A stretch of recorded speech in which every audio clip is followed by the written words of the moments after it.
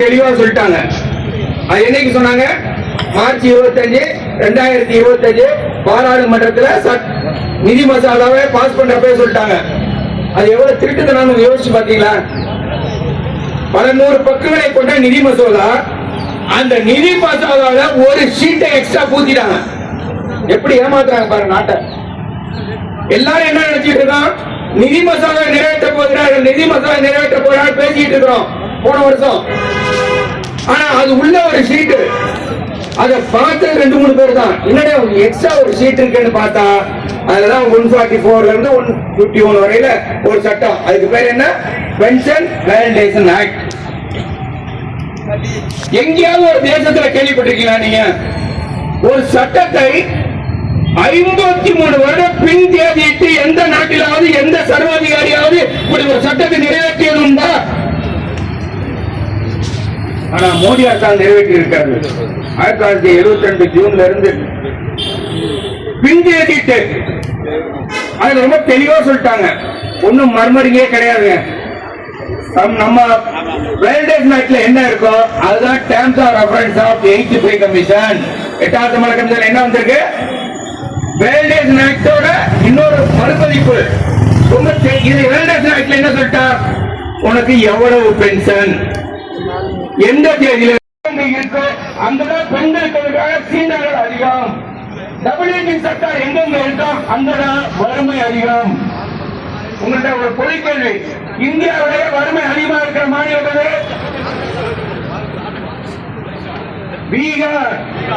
பீகார் அது என்ன சர்க்காரு? என்ன சர்க்கார்?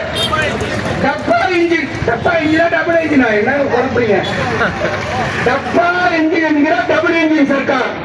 இந்த டபுள் இன்ஜின் சர்க்கார் இருக்கிற இடத்துல எல்லாம் மக்களுடைய வாழ்க்கை தரம் மிகவும் குறைவாக இருக்கிறது. அப்போ தமிழ்நாடோட கம்பேர் பண்ண முடியுமா? ஒரு தோழர் கூட சொன்னாரு, நான் 3வது பொருளாதாரம். 3வது பொருளாதாரம் தான். எப்படி தனிநபர் வருமானம் எவ்வளவு? இந்தியாவோட தனிநபர் வருமானம் எவ்வளவு? 2878 கோடி டாலர். 2878 டாலர் எவ்வளவு? 2,56,000. பெருமையோடு சொல்கிறேன், தமிழ்நாட்டோட தனிநபர் வருமானம் 3,66,000. இந்தியாவில் எந்த மாநிலத்திலும் இல்ல. அப்ப என்னன்னா, ஒரு தொழில் அமைதி இருந்தால், மோடிக்கு நம்ம சொல்கிற பாடம் இதுதான். தமிழ்நாட்டை பார்த்து மோடி அவர்களே, நீங்க எங்களுக்கு பாடம் எடுக்க வேண்டியதல்ல, தமிழ்நாட்டில் இருந்து பாடம் கற்றுக்கொள்ளுங்கள். என்ன பாடம்? தொழில் அமைதி இருக்க வேண்டும். நாளை மத்திய அரசு ஊழியர் 8வது சம்பள கமிஷன் நியாயமான சம்பள உயர்வு என்று சொன்னார். வேலை நிறுத்தம் செய்வதை தவிர வேற வழி இல்லை. அப்ப நம்ம என்ன பண்ணலாம்? பென்ஷனர்ஸ், நான் நேற்று பார்த்தேன், மரியாதைக்கு பென்ஷனர்ஸ் எத்தனை பேர் வந்திருக்கான்னு பார்த்தேன். ரொம்ப மகிழ்ச்சியான செய்தி என்னன்னா, இதுவரையில் வந்ததை விட நேற்று நடந்த மறியலில் ஓய்வூதியர்கள் அதிகமாக பங்கெடுத்தார்கள். எங்க பார்த்தாலும் ஓய்வூதியர்கள் யாராவது நின்றுட்டு இருக்காங்க எங்க பார்த்தாலும். அப்ப இந்த போராட்டத்தை விட்டு வேற வழி நமக்கு ஏதாவது தெரியுமா? வாழ்வதற்கு வழியின்றி தேர்ந்தது இந்த தொழில் என்று சொன்னார். அப்ப ஓய்வூதியம் என்ற உரிமையை தக்க வைத்துக் கொள்ள வேண்டும். அந்த தக்க வைக்க வேண்டும் என்று சொன்னால் நாம் போராட வேண்டும். நாம் வாழ்வதற்காக போராடுவோம். போராடி கொண்டே நாம் இந்த வாழ்க்கையை நடத்தி கொண்டு இருப்போம் என்று கூறி எச்சிய தோழர்களுக்கும் நன்றி கூறி முடிக்கிறேன். ஒன்றுபடுவோம், போராடுவோம், முன்னேறுவோம்.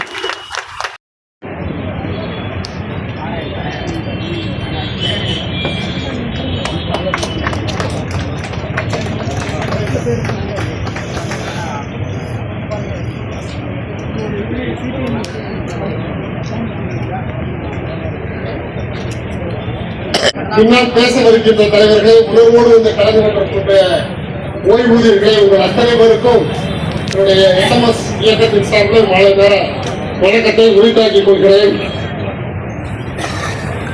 என்ன ஓய்வூதியரானா வீட்டில் இருந்துட்டு ஏதோ பேரம்பேத்தியோட சந்தோஷமா ஒரு டீயை காப்பியை குடிச்சுக்கிட்டு எனக்கு சுகர் இருக்குன்னு சொல்லிட்டு ஒரு மாத்திரை போட்டு வீட்டில் இல்லாம வீட்டுல உட்கார்ந்து போராடுறதுங்கிறது என்ன நியாயம்? இப்ப இருக்க மோடியோட ஆட்சியில உங்களை எல்லாம் எப்படி பார்க்கப்படுகிறது? ஆட்சியாளர்களுடைய சிந்தனை எப்படி இருக்குன்னா, உழைச்சா சம்பளம் கொடுத்தான், இப்ப வீட்டுல உட்கார்ந்து நன்மையா சம்பளம் கொடுக்கணும். ஒரு முதலாளியோட பார்வை எப்படி இருக்குன்னா, கறி கோழி முட்டை போடுற வரைக்கும் வச்சுக்குவான்.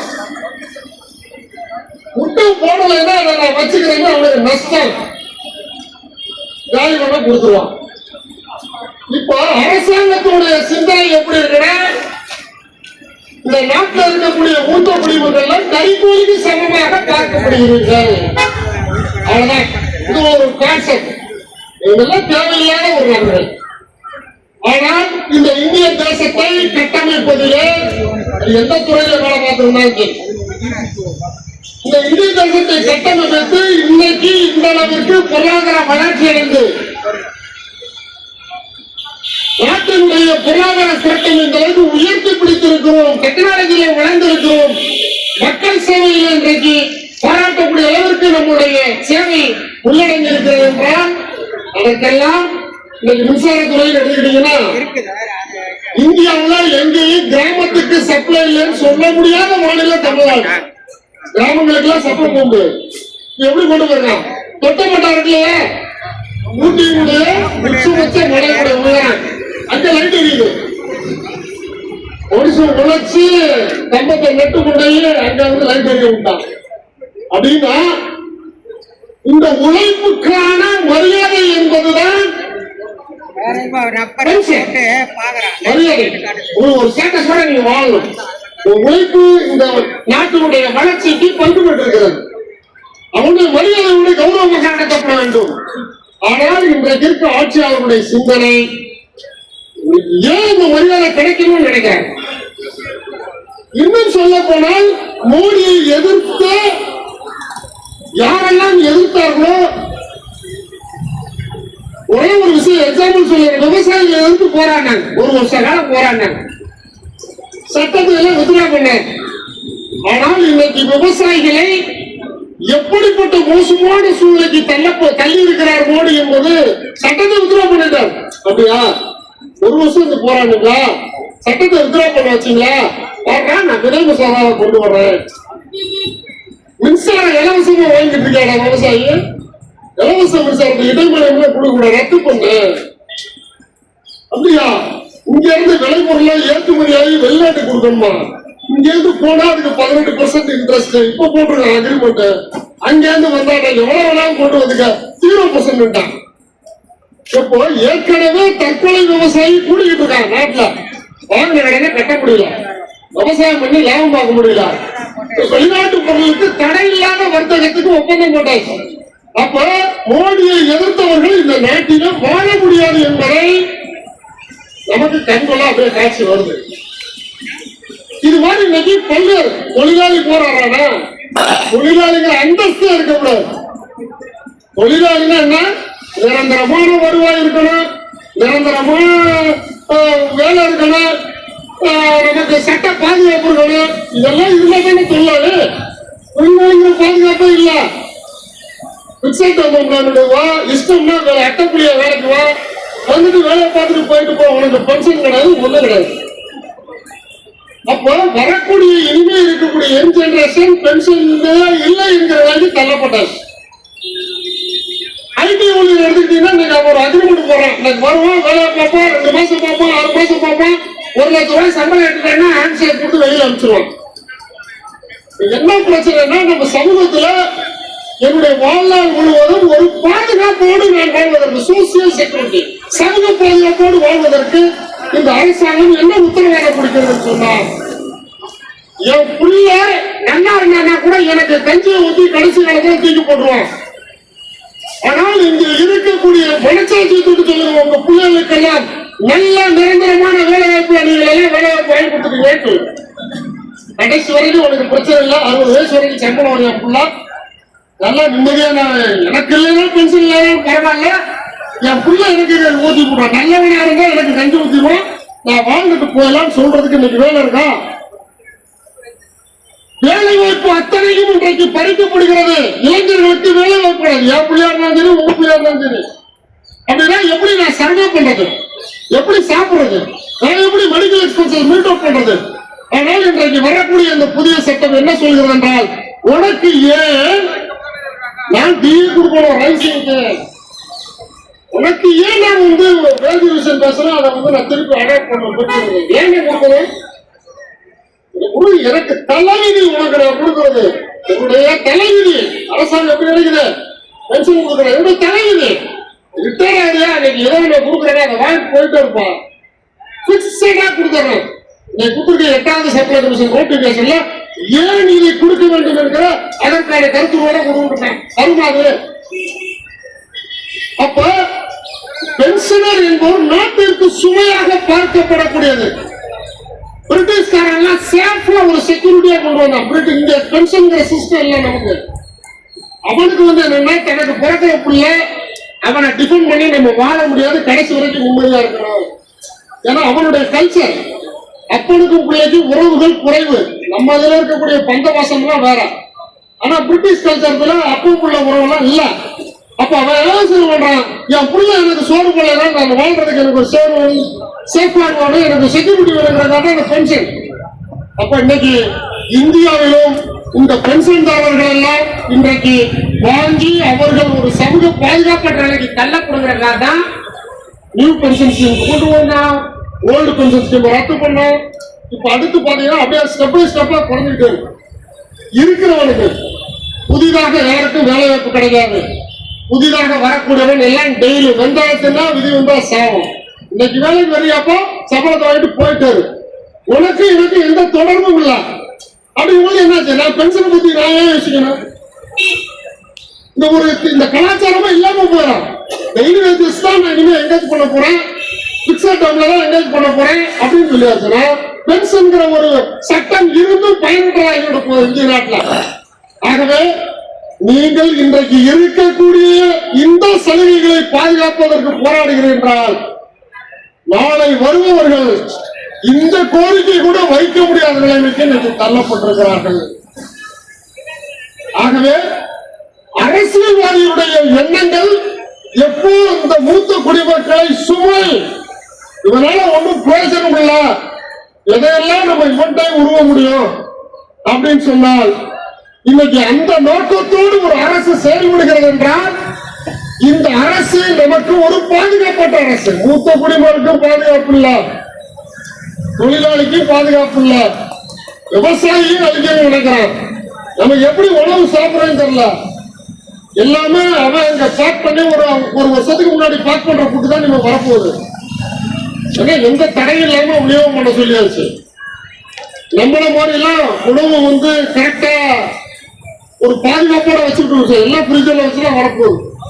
இன்னும் நம்ம மோசமாக உடல் ஆரோக்கியம் பாதிக்கப்பட்டு இன்னைக்கு கூட சர்வே சொல்லுது 100 வயசை தாண்டியவர்கள் 5% ஆஃப் பீப்புள் இருக்கான்னு சொல்லி பென்ஷனர்ஸ்ல. ஆனால் நம்மளுடைய உடல் ஆரோக்கியத்தை பத்தி கவலை இல்லை, நம்மளுடைய பொருளாதாரத்தை பத்தி கவலை இல்லை, உணவை பற்றி கவலை இல்லை, விவசாயம் பத்தி கவலை இல்லை, தொழிலை பத்தி கவலை இல்லை, இந்த நாட்டில் இருக்க எவனை பத்தி கவலை இல்லை. அம்பானி அதானி அவன் வாழ்ந்தா போதும், அவனுக்கு எத்தனை லட்சம் கோடி வேணாலும் வாரி இறைக்க முடியும்.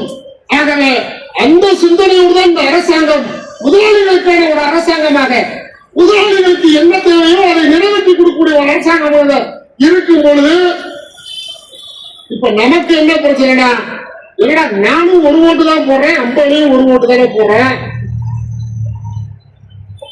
நம்ம யோசிக்கணும்ல, நமக்கு இந்த அரசு இல்ல, நமக்கான சலுகைகளை குறைக்கிறான், மோசடியில தள்ளியாச்சு அப்படிங்கும் பொழுது. ஆனால் நாம் போடக்கூடிய ஒவ்வொரு ஓட்டும் தான் இன்னைக்கு பிஜேபியை தூக்கி நிற்கிறதுன்னு சொன்னால், நாம் வருங்கால சந்ததியினருக்கு பாதுகாப்பாக இருக்க வேண்டும், அவர்களுடைய வாழ்க்கையை உத்தரவாதப்படுத்த. என் புள்ள நல்லா இருந்தா நான் நிம்மதியா, என் கட்ட வேகும் அப்படிங்கிற எண்ணம் நமக்கு இருக்கு. என் பிள்ளை நல்லா இல்லைன்னா நான் எப்படி சந்தோஷமா சாவு வந்தா கூட என்னால சாக முடியாது. என் பிள்ளைய இப்படி விட்டு போறமே, ஒரு வேலை இல்லையா, பிள்ளை கல்யாணம் பண்ணி வைக்க முடியலையா. இன்னைக்கு 40-45 வயசான கல்யாணம் கிடையாது, பண்ண முடியல, வேலை இல்லை அவனுக்கு. அப்ப எப்படி இன்னைக்கு இருக்குது சூழ்நிலைகள்? இந்த மன வளர்ச்சியோடு நாம் வாழ வேண்டிய சூழ்நிலை இருக்கும் பொழுது இதற்கெல்லாம் முற்றுப்புள்ளி வைக்க வேண்டும் என்றால் வரக்கூடிய தேர்தல்களில் நாமும் களத்தில் இருந்து இந்த மத்திய அரசுக்கு எதிராக நாம் களத்தில் இருந்து போராட வேண்டும், வாக்களிக்க வேண்டும், ஆட்சி மாற்றத்தை உருவாக்க வேண்டும். நல்ல சிந்தனை உள்ளவன், தொழிலாளிக்கு ஆதரவாக உள்ளவன், விவசாயிக்கு ஆதரவாக மூத்த குடிகளுக்கு ஆதரவான ஆட்சியில வந்தால் மட்டும்தான் நாம சொல்றதை செவிசாப்போம். இல்லைன்னா இன்னைக்கு இருக்க ஆட்சி இருக்கக்கூடிய மெஜாரிட்டி எம்பிக்களை வச்சு 5 நிமிஷத்துல ஒரு சட்டத்தை நிறைவேற்றிட்டு போறான், 3 நிமிஷத்துல ஒரு சட்டத்தை நிறைவேற்றான், பகல்ல நிறைவேற்றான், நைட்டு கையெழுத்து போட்டு நாளை காலையில ஜீவா வந்துருது. என்ன நம்ம போராட்டம் பண்ணி இந்த நடத்துறோம்னு கூச்சல் போட்டு குழப்பம் பண்ணி ஒரு பிரயோஜனம் இல்லை. நேற்றுக்கு கிட்டத்தட்ட இங்க பாத்தீங்கன்னா எங்களால நம்ப முடியல இவ்வளவு கூட்டம் வருமானம். ஒரு 6000 பேர் வந்து அசம்பிள் ஆயிட்டாங்க. அவ்வளவு பெண்கள், எங்களுக்கு ஆச்சரியமா இருக்கு, இவ்வளவு மாதிரி இருந்தா நடக்கலையே. ஆனாலும் அரசாங்கம் இதற்கெல்லாம் செவிசாய்க்கக்கூடிய சூழ்நிலை. அவர்களுக்கு ஆதரவானவர்கள் யார் என்றால் ஒன்லி அதானி அம்பானி. தேர்தல் வந்துச்சா இந்த ஏரியா 5 பார்லிமெண்ட் ஸ்டேஷனை பார்த்துக்க, நீ 50 தொகுதியை பார்த்துக்க, 500 கோடியை செலவு பண்ணிக்க, எனக்கு எம்பியை வாங்கி கொடுத்து முடிஞ்சு போச்சு. அவ்வளவுதான் டீல். ஆகவே நாம் விழிப்போடு இருக்க வேண்டும், மக்களிடத்தில் விழிப்புணர்ச்சி இருக்க வேண்டும். நமக்கு பாதுகாப்புக்காக போராடுகிறோம் இல்ல, நமக்கு பின்னால் வரக்கூடிய சந்ததியிலும் நாம பெற்ற இந்த சலுகையாக அவருக்கு தொடர்ந்து கடத்திட்டு போகணும். அந்த நோக்கத்தோடு நீங்கள் இங்கே போராடி கொண்டிருக்கிறீர்கள். இந்த போராட்டம் வெற்றி பெறுவதற்கு எச்எம்எஸ் இயக்கம் உங்களோடு தோளோடு தோல் நின்றது, துணையாக நின்று போராடும், களத்தில் நின்று உங்களுடைய வெற்றிக்காக உழைக்கும் என்று கூறி வாழ்த்து நன்றி கூறி விடைபெறுகிறேன். நன்றி.